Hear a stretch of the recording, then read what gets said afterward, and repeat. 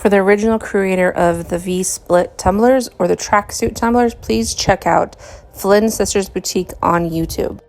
On this part, first you're going to need a candle or some way to burn your pages. It's way easier than having to light a lighter each time. A sheet of tinfoil for under your candle and pages. I will show you this later when your flame gets away from you. Some kind of pages, I use an official book. You can do cardstock if you would like. Mod Podge. This is matte. You can use glossy. This is just to seal in your pages before epoxy, and a brush to apply your Mod Podge. So you're going to take your book. You can print out pages on cardstock. I prefer book pages. You are just going to take your X-Acto knife and cut your pages out of your book. The cardstock is slightly thicker, and they don't lay as flat as the book pages do. Once you have them cut out of the book, I cut them in about 1 to 1.5 to 2 inches strips.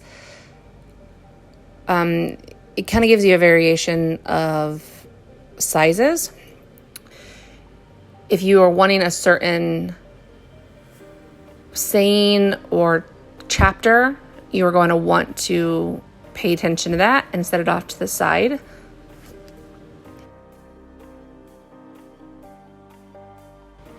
You're going to want to get a sheet of tinfoil for under your candle and your pages. You'll see why in a second. You're going to want to light your candle. I will say maroon is probably not the best thing. It did get on some of my pages later. Here you're going to barely touch the pages into the edge of the open flame. Be very careful with this. Be very slow with this. Those pages can catch fire very quick. You see how they have like little ridges? You can fix those later. I like more of a natural look, and I try to let the fire do more of the work for me. See right here, it got on fire. That's why you have a tinfoil underneath you, so you can put out the fire quickly and it doesn't burn anything. Be careful. I've got burned a couple different times doing tumblers like this. That's why tinfoil is very important. It's easy to pat out if it gets out of hand. Just take your time going around. Be careful on the tops and bottoms closest to the words. Those I usually do first and leave the edges for the last. So you can kind of get a feel of where your burnt page is going from there. Once you catch it on fire a little bit, you will notice some kind of keeps burning slightly, not an open flame. It kind of burns out some of the dark pieces and it gives more of a natural look to it. I wave it sometimes I blow on it, sometimes I pat it with the tinfoil. All of those give different looks. Play around with it and see which is your preferred method, but beware if you are blowing, your tendency of blowing out your candle or whatever you're working with. Don't have a fan close by, which you'll see later on the video. My flame keeps flickering. That's because I turned a fan on so I wouldn't set my smoke detector off, and it kind of got a little crazy. You see how the pages are burning without any help? I prefer that look the best, but that's to each your own. You can find a style you like or a look you prefer. It's up to you. Here I am just going to continue doing the exact same method. Be very careful around the edges so you get the play around with it so you get the look you like. Like I said, I like the flame to kind of take its own look. If there's like a bump or something you don't like the look of, just slightly touch it to the flame and it will get rid of it to a point. Or you can cut your pages in half if you want to work that way.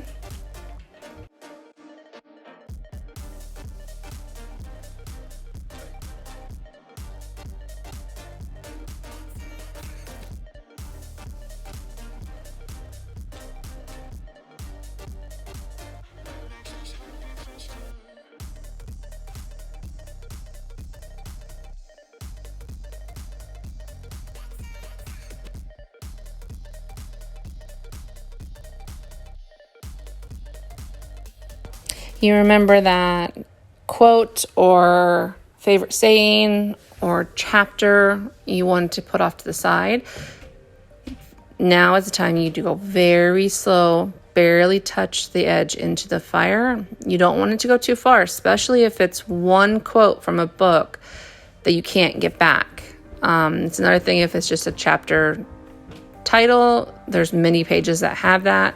However, take your time, go slow, because that's going to be usually the top, front and center of the tumbler.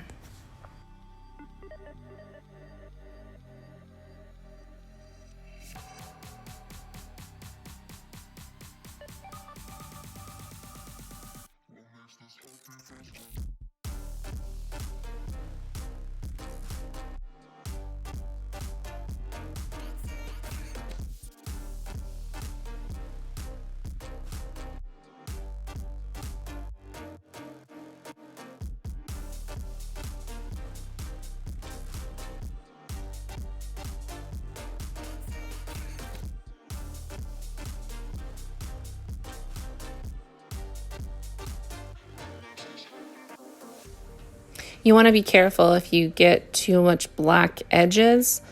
When you rub your hand across it, you can pull that black soot across your pages. So kind of pull out, wipe your hands off with a baby wipe often if you get a bunch of soot on your hands. Be prepared, you're gonna have ash and debris all over your workspace.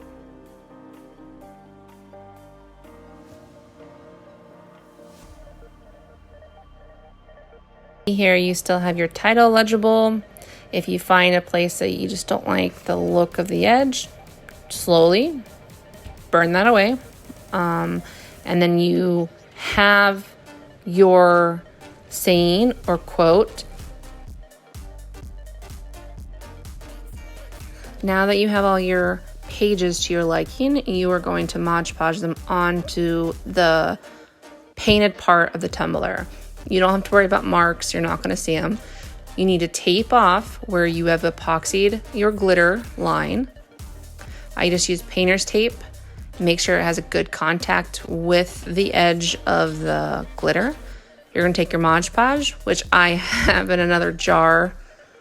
You are going to take your brush, whatever size works for you, and look through your pages a little bit. If there's anything, a saying or quote you want, pull it off to the side so you don't accidentally grab it. You're going to start with a base layer, and I always have my words facing the same direction. I read it like a book, so I want them to be facing up so they're legible. Some people do them sideways or don't care if they're upside down. That's just my preference. You can do whichever one you want. So you're just going to Mod Podge on the back of the paper very lightly. If you put too much Mod Podge on it, the paper will get kind of soggy.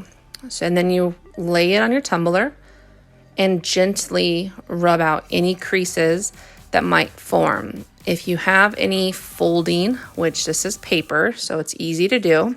That's why you do it one piece at a time. Just relift it if you have a fold and reattach it.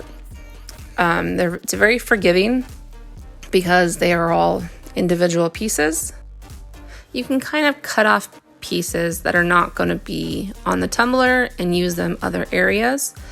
I tend to cut off extras just to get them out of my way. You can kind of piece it together as you go along. You're just going to keep building it up through the tumbler until the majority of it's covered. You're going to see me rearranging things, taking little pieces, filling in holes. I will leave the very top layer for the quotes or the sayings I liked the best or my customer asked for in particular.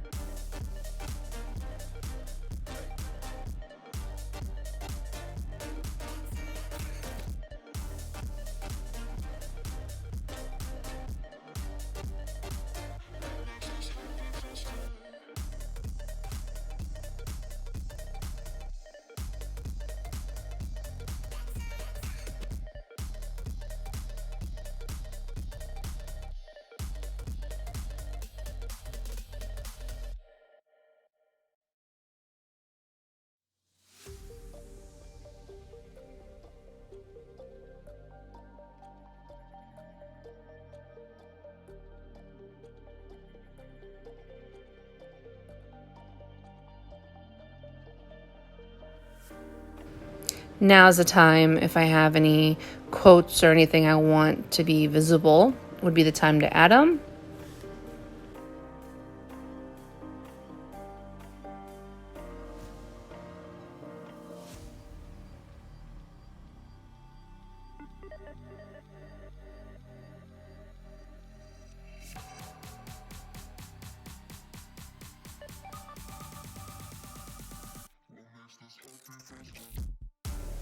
When you're piecing together around the tip of your V, just make sure it's not going to overlap into your other side if it's not burned also. Just keep that in mind.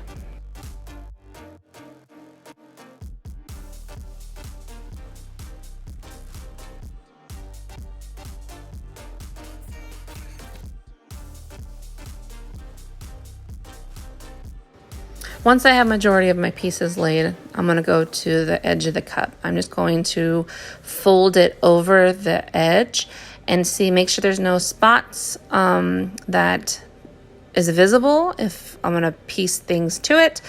I then just fold it over the edge of the cup until I have done 3 or 4 coats of a Mod Podge before I do anything with my rim. I'm just taking my nail, running it along the edge of your glitter. It'll help you later. Now I am doing a thick layer of Mod Podge all over my entire pages. I try to stick to one direction at a time. I make sure I get all the way to the edge, all the way to the rim, a thick coat. Don't let any big, thick streaks be on it though. Then once that dries, I'm going to do the opposite direction. It usually takes about 30 minutes to 45 minutes between coats. I'm going to do this back and forth for 4 coats before I trim up my rim and my edges.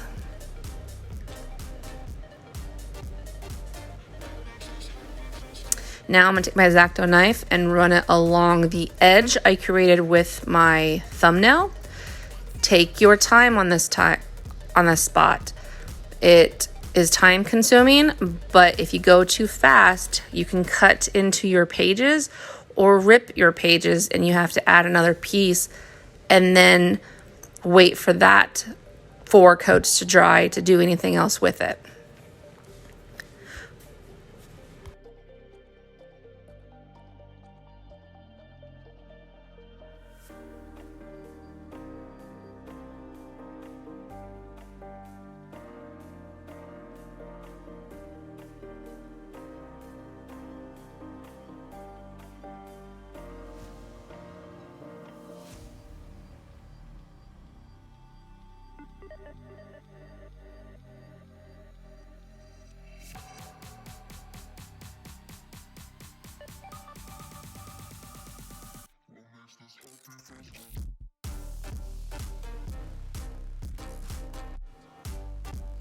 Now along the rim, you take your extremely sharp blade and just run it along the top of the edge. Kind of do like a saw motion. If you pull too much, you could pull the paper. Now, after you have the mass off, I take my X-Acto knife at an angle, a slight angle, and just get it off that rim just so slightly.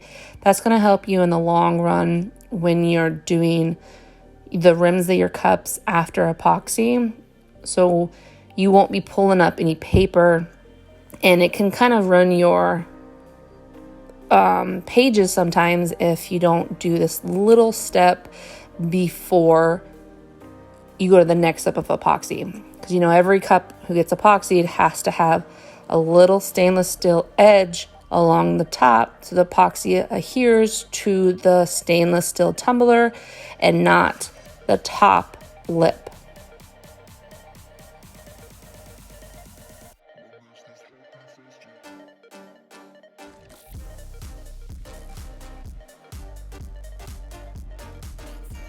Now I will do my last coat of Mod Podge over my pages. I go to the edge of the glitter where the edge of the pages are and kind of pull up. This is just going to seal in that edge I cut away. This is my 4th coat of Mod Podge, and this is just going to seal in everything before I use my epoxy resin over the entire tumbler. Make sure you get the rim. You want to get anywhere the epoxy can get under and can ruin your pages. So now I'm going to use Counterculture's Fast Set Epoxy. Very thin coat. I'm only doing about 10 milliliters total. This is just to get it nice and smooth finish so you can add your metallic strips along the edge. Make sure your edges are nice and smooth and you don't have any lumps or bumps. I sped this up. I do not put my epoxy on this fast. Take your time or you will create micro bubbles. Once you have your epoxy where you want it, make sure you get your rim, run your finger along the rim as well as the bottom. I kind of rotate my finger over the edge onto the bottom, and once you do that and you have no bare spots or any spots like that, I take my heat gun and I quickly run it over my tumbler. Do not let your heat gun get too close or leave it in one position too long. It will burn your epoxy.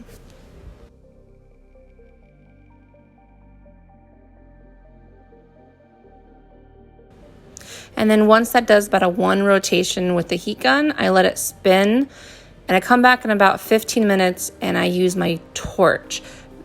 Very, very fast. Do not let it sit anywhere because it will completely burn your epoxy. I'm about 6 inches above my tumbler.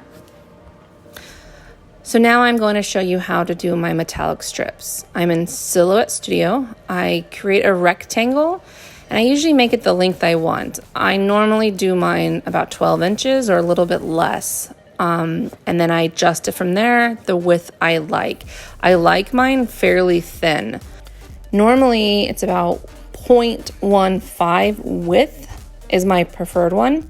So now I am just selecting it once I have it the size I want, hitting the Alt key. You see how it turns in, doubles it, copies it. You can copy and paste, you can do what you want. Now I have all of them the same size. I'm gonna keep using the Alt key until I get as many as I want. You only need 4, but I would recommend doing 6. Here I'm just being a little OCD and getting them all the same width apart, all of them from the top down. You don't have to do that. And then I'm going to send. On this part, you want to make sure you have the correct material selected. I am doing a metallic, so I'm going to drop down my list and go down to vinyl reflective. It's already selected for me. If you're doing something different, select your different media. Make sure your blade is correct. If you're doing a ratchet blade, auto blade, whatever you're doing, make sure everything's correct for your cut, and then send.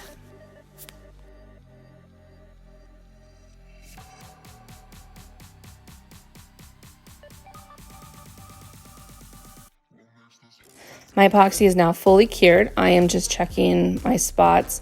I did have a little bit of bleed through. My epoxy got under my pages. I obviously did not Mod Podge very well. See right there. Luckily, my line's going to cover it. So now I'm just going to take a 400 grit sandpaper and roughly sand my tumbler. I usually wet sand at my sink. You just want to make sure it's smooth, especially where the metallic vinyl is going. If you find any lumps from your paper, don't just continue to sand it down with the sandpaper. Grab your X-Acto knife and kind of slice it away. It won't pill up your paper as bad as the sanding will. Don't forget to get your rim really nice and smooth, as well as the bottom edges and whatnot for your next coat of epoxy after you lay your metallic vinyl. Now we're just going to lay our strips that we cut. You're going to peel one off. You start at one tip, which one you prefer, and you kind of keep your vinyl tight. Don't pull it so it stretches the vinyl out, but you're going to want to kind of keep it taut. And then your next piece, you're going to overlap it at that tip, and then go to the opposite side. You're going to want to keep rubbing your fingers along the vinyl. I use my thumbnail to kind of create the divot where those two meet, and then use your X-Acto knife to cut the extra off. And then you're going to do the other side of your strip.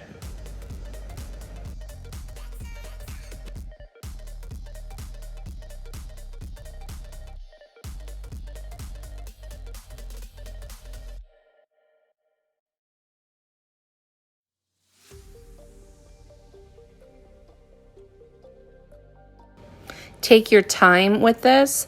If you mess up, just remove a strip. This is why I say it's best to cut out extras, just so in case you make a mistake. Make sure your points line up. If not, adjust a little bit, trim off the extra.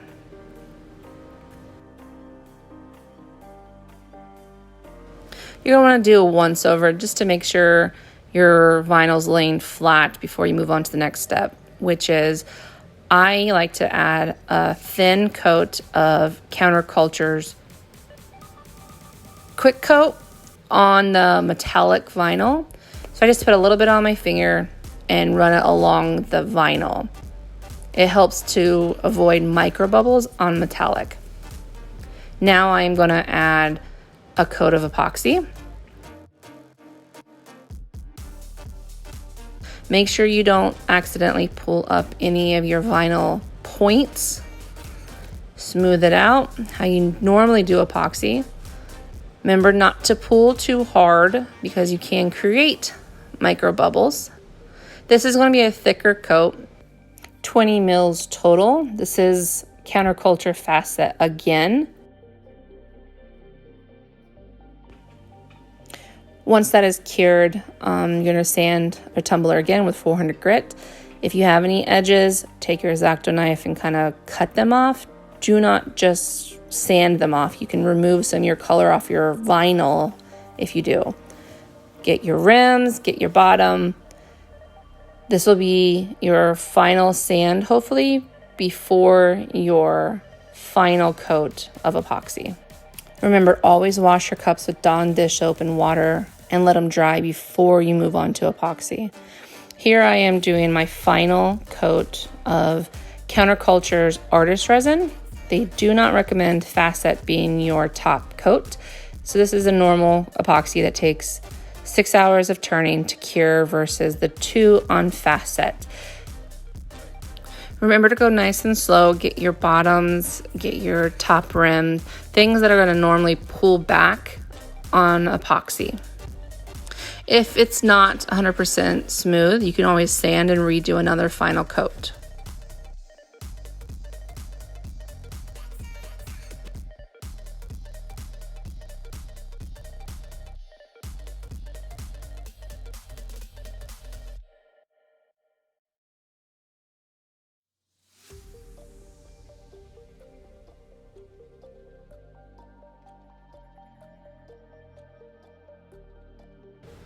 After I got my epoxy on, I'm going to hit it with my heat gun for about 1 to 2 rotations. After it rolls for about 15 minutes, I'm going to hit it with my torch very, very fast, very lightly to pop any micro bubbles.